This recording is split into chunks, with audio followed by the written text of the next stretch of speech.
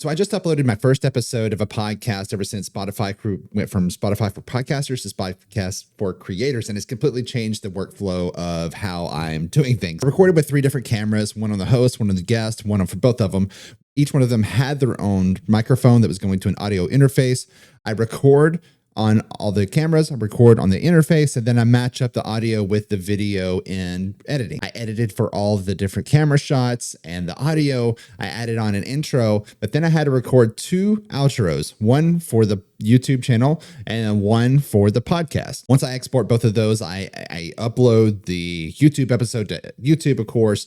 I have a thumbnail for that video, but that same size thumbnail now actually works on Spotify as well. So when I upload the podcast episode to Spotify, I add the 16:9 thumbnail. The thing is, I also have to add a square thumbnail for the audio only versions. And I also had to upload a less than 60-second clip of the podcast in a vertical form. I'm making 90-second clips on Facebook and Instagram, under 3 minutes for YouTube, and under 5 minutes TikTok, plus under 60 seconds for my Spotify. If you want to get the maximum amount of listener engagement, this is going to create a lot more work for your producers and for the people who are putting your podcast episodes up there, which inevitably will have to raise costs or cutting a deal off of the money that you start making from TikTok or one of the social media accounts.